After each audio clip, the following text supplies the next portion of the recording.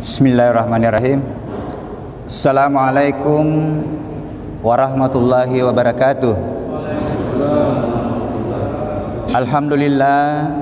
Alhamdulillahillazi ja'ala syahru Ramadan allazi unzila fihi al-Qur'an hudal linnas wa bayyinatin minal huda wal furqan. Asyhadu an la ilaha illallah wahdahu la syarikalah wa asyhadu anna Muhammadan abduhu wa rasulullah nabiyya ba'da. Hadirin sidang jamaah zuhur yang insyaallah dimuliakan Allah, puji dan syukur senantiasa kita panjatkan kehadirat Allah Subhanahu wa taala, Tuhan yang menjadikan bulan suci Ramadan ini sebagai bulan yang penuh berkah, di mana diturunkannya Al-Quran sebagai petunjuk kehidupan, hudal linnas wa bayyinatin minal huda wal furqan. Quran sebagai kitab yang tertulis yang penuh dengan hikmah, kitabun wal hikmah. Selawat dan taslim kita haturkan kepada Nabiullah Muhammad sallallahu alaihi wasallam, nabi yang seluruh umat Islam sudah komitmen akan menjadikan Rasulullah sebagai suri teladan di dalam mengarungi hidup dan kehidupan, baik di dalam melakoni peran Abdillah, hambaan yang berimplikasi kepada bagaimana ibadah-ibadah ritual kita, maupun di dalam melakoni peran atau tugas kehalifaan kita. Karena kita hadir di permukaan bumi ini tidak terlepas dari dua peran ini. Sebagai hamba, Abdillah, aku tidak ciptakan jinda manusia kecuali hanya untuk menyembah kepada aku, mengabdi kepada aku. Kemudian yang kedua, sebagai warisan dari nenek kita Adam, sebagai khalifah. Wa isqala rabbuka lil malaikati inni ja'ilun fil ardi khalifah. Kita sebagai khalifah dalam berbagai tugas, dalam berbagai profesi yang akan kita pertanggungjawabkan nanti di hadapan Allah. Pertama-tama saya ucapkan banyak terima kasih khusus kepada pimpinan dan pengurus untuk memberikan amanah kepada saya. Saya juga sementara orang belajar. Tadi protokol luar biasa, pembukaannya saja itu sudah luar biasa, ya, biasa. Tetapi yang namanya ilmu, ya, bahasa Bugisnya itu silalo tersidapi. Mungkin ada saya tak paham, bapak-bapak tidak paham, begitu pula sebaliknya. Begitulah cara pendekatan sekarang, termasuk di dalam pendekatan pembelajaran, ya, bahwa mahasiswa tidak boleh hanya dilihat sebagai suatu sebagai suatu subjek, tetapi dia bisa juga menjadi objek dan sekaligus subjek sebagai sumber belajar, ya. Jadi bukan hanya dia penerima, tetapi terkadang juga kita dosen harus menjadi penerima dari mahasiswa, atau dikenal sekarang dengan bagaimana sistem pembelajaran SCL, ya, Student Central Learning. Tadi sudah disampaikan dan sudah dikomunikasikan sebelumnya bahwa kajian ini akan berlanjut setiap Rabu. Berawal dari saya pernah jadi naib di sini, khutbah naib. Rupanya dari situ kemarin ketemu lagi Pak siapa lagi namanya? Pak Yusuf, ya, Pak Yusuf ketemu di IMIM, menyampaikan kepada saya bahwa dipanggil untuk bagaimana saling mengingatkan dan saling mengisi, ya, pengetahuan atau pemahaman kita dalam kehidupan beragama, terutama sekali di bulan suci Ramadan ini. Bulan suci Ramadan adalah bulan yang penuh berkah, ya, yang kita tahu bahwa sebenarnya amaliyah utamanya adalah puasa. Puasa yang luarannya nanti tadi ayat yang dibaca Pak Ustaz, ayat yang saya juga pakai dalam mukadimah, bahwa luarannya itu adalah mengantar kita untuk menjadi orang yang mulia. Karena orang bertakwa itu kan itu salah satu indikator kemuliaan. Inna akramakum indallahi atqakum. Tetapi di dalam ayat itu Allah menyampaikan la'allakum tattaqun. Mudah-mudahan kita semua bisa merebut ketakwaan. Ketakwaan pun nanti yang kita rebut itu ya bisa saja bertingkat-tingkat. Ya berbeda-beda tergantung keseriusan kita di dalam bagaimana memanfaatkan ini, mengoptimalkan amalia-amalia Ramadan kita. Ya. Nah, saya mau memulai sedikit bahwa keseriusan kita atau keikhlasan kita di dalam melaksanakan ibadah dan muamalah yang benar itu sebenarnya harus diawali memang dari pemahaman diri. Pemahaman diri. Siapa sih sebenarnya diri kita? Sehingga saya hanya membagi sebenarnya 3 pemahaman itu. Pemahaman tentang diri, pemahaman tentang lingkungan, apakah itu lingkungan sosial atau lingkungan alam, kemudian pemahaman kita tentang Tuhan. Tetapi mudah-mudahan saya tidak keliru bahwa ketika kita pahami diri secara mendalam, lingkungan kita secara mendalam, insya Allah kita akan paham siapa sih sebenarnya Tuhan. Dan itu Allah sendiri yang menyampaikan dalam Al-Quran. Untuk bagaimana memahami dirinya, mengetahui dirinya, cari dia di dalam ciptaannya. Wa fil ardi ayatun lil mukinin wa fi anfusikum afala tubsirun. Bahwa cari aku bertebaran di bumi ini. Tetapi jangan cari zatnya, karena Allah juga sudah memperkenalkan dirinya di dalam kitab suci, laisa kamitslihi syai'un. Tetapi sifatnya, perbuatannya itu bisa kita temukan di seluruh makhluknya. Kita bisa temukan di tanaman, kita bisa temukan di air, kita bisa temukan di udara sifatnya. Ini yang perlu. Kemudian yang paling menarik lagi bahwa bagaimana nanti kesadaran ini bisa mengantar kita untuk bagaimana melakoni hidup ini dengan cara yang benar dalam tanda petik. Karena kebenaran itu sangat relatif. Ya asing itu cocok, nah enggak itu salah. Makanya ada standar, dan mudah-mudahan saya tidak keliru bahwa standar kebenaran yang paling kuat adalah kebenaran yang ada terungkap dalam Al-Quran. Meskipun sekarang masih kontroversi, katanya tidak bisa disentuh dengan itu karena itu kebenaran mutlak. Tapi saya katakan bahwa kebenaran-kebenaran ilmu pengetahuan itu ketika dia berimpit atau mendekati berimpit, itulah kebenaran ilmu pengetahuan yang paling kuat. Hadirin sidang jamaah zuhur insya Allah yang dimuliakan Allah. Ada tanya jawabnya juga? Ya. Ada tanya jawabnya? Dia waktu. Jadi ini dibatasi. Nah, ini semua sekarang sudah dibatasi. Ceramah tarwih juga itu sudah dibatasi 15 menit. Nah, ini jadi mudah-mudahan saja ini kondisi ini bisa kembali seperti biasa. Karena saya mohon maaf kalau saya salah menilai ini persoalan. Terkadang saya menganggap berpandangan bahwa jangan-jangan Allah menunggu pendekatan ya untuk supaya corona ini diangkat cepat. Saya berpikir terbalik. Saya bilang jangan-jangan Allah justru menyuruh kita justru banyak mengisi masjid. Ya meskipun ini dari awal dulu saya sampaikan itu. Ketika orang dilarang masuk masjid saya bilang, oke, ini kita ikut ini protokol kesehatan. Tetapi apakah tidak bisa saya bilang tetap masjid itu diramaikan dengan suara-suara mengaji, suara ini yang ada artinya yang ini. Karena saya bilang ya bisa saja justru terbalik karena sudah terlalu banyak masjid sekarang tapi kurang isinya. Nah, ini pandangan saya, dan karena semua yang terjadi itu adalah kehendak dari Allah. Nah, hadirin sidang jamaah zuhur yang insya Allah dimuliakan Allah. Saya mau mulai dari pertama, siapa sih sebenarnya diri kita? Mungkin kita sudah paham semua bahwa diri kita ini kan ada badan fisik, ada jasadnya, ada jasad, atau di dalam bahasa pengetahuan itu badan seluler namanya. Badan seluler ini yang menarik karena badan seluler ini atau badan fisik ini dia terbentuk dari satu. Bayangkan dari satu kemudian menjadi triliunan, karena referensi yang saya baca dalam 1 kilogram berat badan itu mengandung 1 triliun sel. 1 triliun dari satu tadi.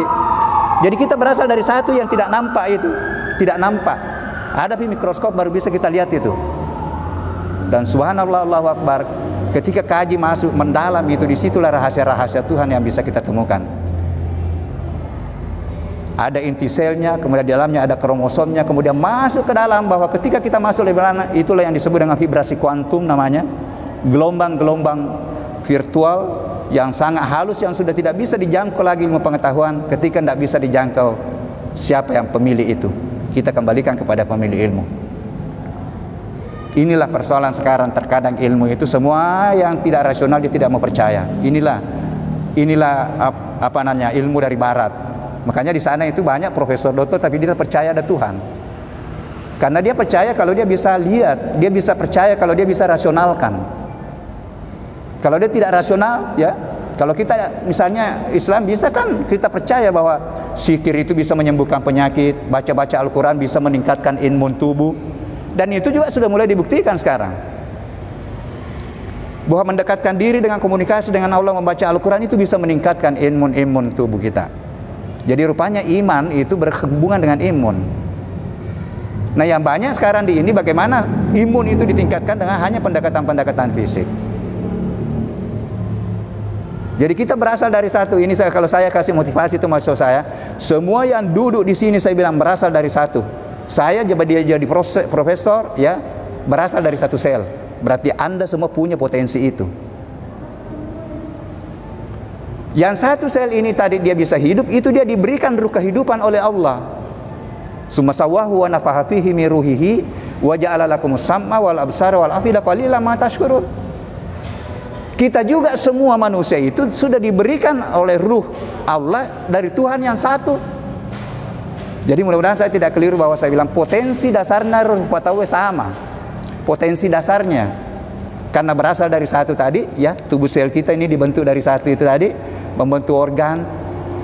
Ini banyak sekali Pak yang bisa dikaji. Kita bisa kaji bagaimana jantung itu tidak pernah berhenti berdetak, apa yang menyebabkan. Sekarang temuan ilmu pengetahuan sudah menemukan itu, bahwa ada semacam cahaya yang menyebabkan listrik itu menyala terus, tetapi tidak dipahami dari mana cahaya itu.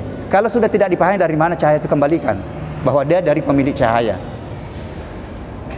Perkembangan ilmu pengetahuan terakhir, jantung ini rupanya mengandung juga neuron. Neuron sambungan-sambungan saraf mengandung itu kurang lebih 20.000 neuron yang ada di dalamnya itu. Makanya dia bisa berpikir juga, dia bisa paham.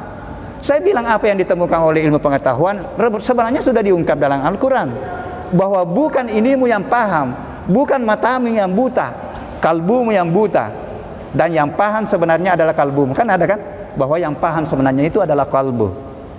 Ini sekarang itu dengan pemahaman-pemahaman itu, metode pendekatan pembelajaran harus juga melakukan penyesuaian bahwa sebenarnya sentuhlah kalbunya anak didik kita ketika kita mengajar. Ketika hanya disentuh dengan akal pikirannya, ya, itu pembelajaran itu tidak bermakna, kurang bermakna. Dalam bahasanya yang kita sudah paham lama, tentu afeksinya, tentu sentuh intelektualnya, tapi terkadang tidak disentuh ini. Padahal inilah yang paham, inilah yang kita kaji nanti otak. Ada otak reptil kita, ada otak emosi, kemudian ada memang otak yang menerima ilmu pengetahuan. Itulah yang membedakan kita dengan makhluk lain. Ini luar biasa. Itu yang nyata itu Pak, yang nyata. Kalau masuk kita tadi yang saya bilang itu, masuk ke inti sel, di dalamnya ada namanya mitokondria. Mitokondria itu yang menghasilkan kekuatan. Saya biasa katakan, bayangkan berapa triliun itu menghasilkan kekuatan. Saya bilang dalam pandangan agama mungkin inilah yang disebut dengan nyawa. Mungkin ya. Karena itulah yang menciptakan kekuatan. Dan yang menarik lagi, kalau sudah masuk nanti ke dalam itu yang lebih halus itu, atau tubuh yang halus, ya tadi baru satu ya, tubuh fisik. Yang kedua adalah itu tadi tubuh halus, atau itulah yang ada yang katakan jiwa, ya, ada yang katakan kesadaran, ya, ada. Kemudian yang ketiga adalah ruh. Itulah tadi potensi Tuhan yang meliputi seluruh, meliputi jiwa dan meliputi badan ini. Saya di tempat ini tolong dikoreksi kalau saya keliru, bahwa terkadang ada diskusi bahwa ada yang mengatakan bahwa yang kembali bertanggung jawab nanti di hadapan Allah adalah ruh. Kalau saya punya pandangan, yang kembali bertanggung jawab adalah jiwa, kesadaran. Karena ruh kan bagian darinya kan. Kalau jiwa itulah tingkatan-tingkatan jiwa kan ada ya, ada dalam Al-Qur'an itu. Ada jiwa almarah, amarah, ada jiwa jiwa lawamah yang cenderung berbuat kebaikan ya. Tetapi ada jiwa yang paling tinggi adalah jiwa al-mutmainnah, yang kita cita-citakan semua untuk mencapai predikat itu. Kenapa? Karena dalam Al-Quran sudah disampaikan itu. Ketika kita sampai tataran, kalau dalam bahasa ilmu pengetahuan zona ikhlas namanya, frekuensinya sudah diukur Pak. Kalau kita sampai ke situ frekuensinya lebih, kalau tidak salah lebih 2000 Hz. Ini luar biasa karena alat itu ditemukan semua. Orang yang tenang bisa diukur. Pancaran tubuh halusnya orang bisa difoto dengan foto aura namanya. Jadi rupanya tubuh halus kita ini bisa terpancar sampai 8 meter di samping kita. Makanya dia bisa difoto. Lewat dari situ sudah tidak bisa terfoto. Kenapa? Karena sudah masuk ke lebih halus lagi, lebih halus. Ini luar biasa ilmu pengetahuan sekarang. Kenapa tadi jiwa al-mutmainnah atau zona ikhlas itu di dalam Al-Quran bahwa dia akan diundang oleh Allah. Ya Tuhan nafsul mutmainnah, irji'i ila rabbiki radiyatan mardiyah fadkhuli fi ibadi wadkhuli jannati. Diundang ke itu. Hai jiwa yang tenang, masuklah ke dalam golongan hamba-Ku yang Kuridha, dan masuklah ke dalam golongan hamba-hamba-Ku yang masuk surga. Tapi bagaimana menuju ke sini ya? Tangga menuju ke sana dimulai dari takwa. Jadi tangga menuju ke sana dimulai dari ketakwaan yang bertingkat-tingkat juga. Inilah momennya Ramadan ini, untuk bagaimana kita serius di dalam melaksanakan amalan-amalan Ramadan, untuk kita merebut ketakwaan sebagai tangga menuju ke situ.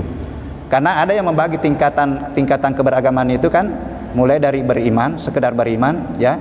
Ini yang harus dikuatkan juga Pak. Bukan hanya saya percaya ada Tuhan. Makanya kan ada yang bagi itu ilmul yakin, ainul yakin, dan hakul yakin. Hakul yakin memang bisa didapatkan dengan ilmu. Bagaimana kita mau paham Tuhan kalau kita tidak tahu ilmunya? Saya berikan contoh sederhana Pak. Ketika Allah memperkenalkan dirinya maha melihat, apakah betul kita hakul yakin dengan maha melihat?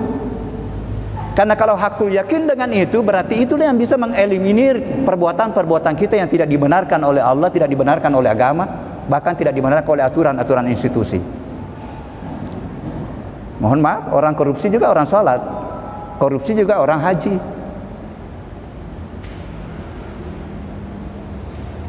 Ini menjadi renungan bagi kita. Allah memperkenankan dirinya misalnya menyampaikan kepada kita, jangan kamu mencampur adukan kebenaran dan kebatilan. Ya. La talbisul haqqa bil batil wa taktumul haqqa wa antum ta'lamun.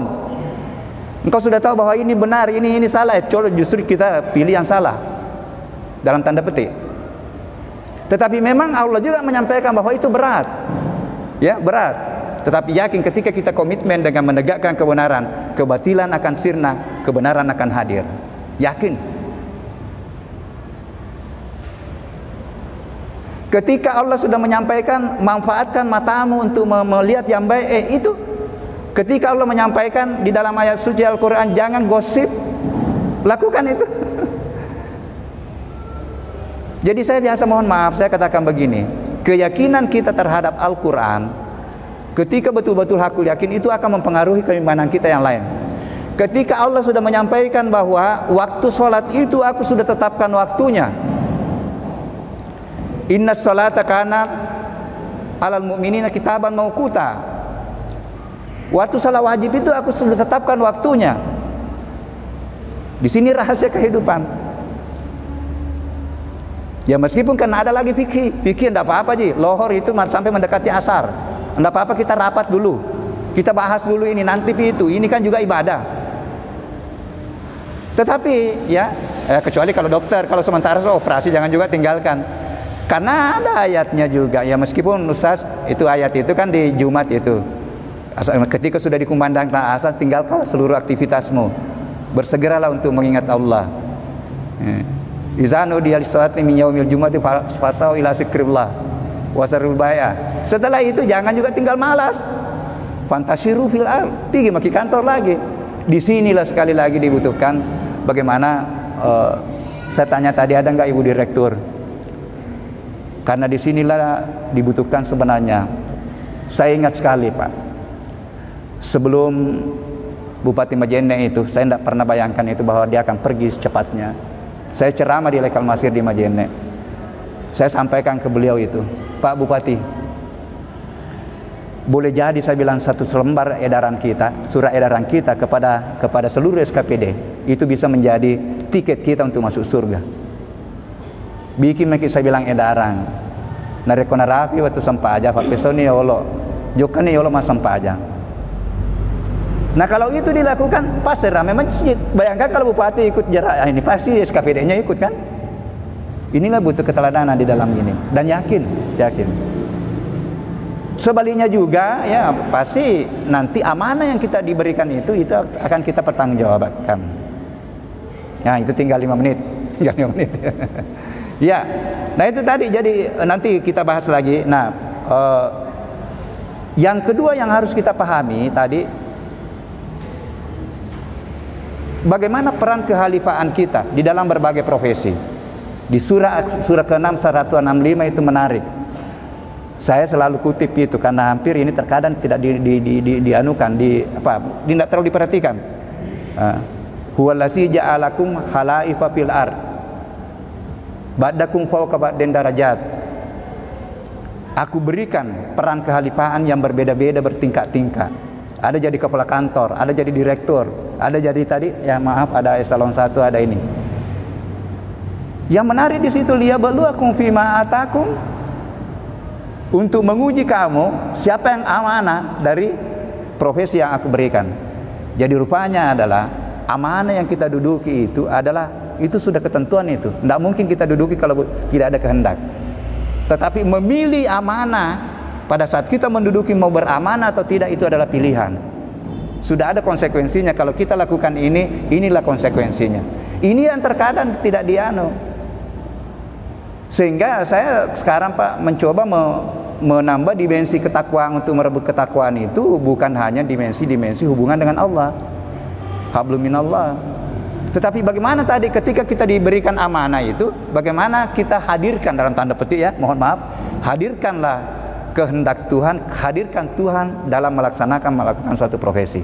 Tidak ada saya bilang profesi mulai dari kepala rumah tangga, ibu rumah tangga ya, kemudian sampai presiden, semuanya membutuhkan kejujuran, semuanya membutuhkan transparansi. Ini yang luntur, nilai-nilai kejujuran inilah yang luntur. Dan makin banyak, makin tinggi amanah, makin tinggi tanggung jawabnya. Makin banyak amanah, makin banyak tanggung jawabnya. Tetapi makin berpeluang juga untuk merebut pahala. Bukankah penegak hukum yang adil dijanji dengan surga? Innallaha yuhibbul muhsitin. Jadi ini, kemudian dimensi yang ketiga itu saya tambah, bagaimana menghargai lingkungan. Ini akhir-akhir ini kan di mana-mana ini terjadi bencana Pak. Yakin, kenapa itu terjadi? Karena siklus air itu sudah susah diprediksi. Kenapa? Karena tanaman yang menjaga siklus air sudah dihabisi oleh manusia. Dalam tanda petik, sekian tahun yang lalu data di Indonesia tinggal 40% hutan. Terumbu karang rusak karena perilaku. Terjadilah pemanasan global. Kenapa? Karbon dioksida yang mestinya diikat oleh tanaman, diikat oleh terumbu karang, dia lepas ke atmosfer. Awal penciptaan alam semesta ini hanya 0,003% di udara ini. Sekarang 100 tahun terakhir itu sudah didapatkan bahwa dia itu meningkat sekitar 1% kalau tidak. Berapa persen itu? Sehingga suhu bumi itu naik. Kalau naik ya apa yang terjadi? Inilah hujan sudah tidak bisa diprediksi. Es di daerah kutub sana sudah mencair. Ya, hati-hati karena tasbihnya air itu konsisten bergerak dari tinggi ke rendah. Ini nanti kita lanjutkan pembahasan ini bahwa kadang-kadang saya katakan begini, jangan-jangan tasbihnya makhluk lain lebih konsisten daripada kita. Tasbihnya tanaman lebih konsisten. Ikhlasnya tanaman lebih ikhlas. Diminta tidak diminta, ketika sudah ada matahari dia akan melepaskan oksigen dan kita hirup oksigen. Saya kira itu dulu Pak karena dia akan berlanjut ini. Mudah-mudahan ada manfaatnya. Mari kita terakhir ini memanfaatkan bulan suci Ramadan ini. Antara saum dengan qiyamul lail itu adalah paket. Kemudian kaji Al-Quran. Mudah-mudahan nanti kita semua mendapatkan prediksi ketakwaan, diberikan kesempatan lagi untuk melakoni hidup kita di antara bulan Ramadan lagi. Kita tidak tahu kapan. Ketika sudah sampai waktunya, la yasahiruna sa'atan wa la yasadimun. Deni risangu panai oliki.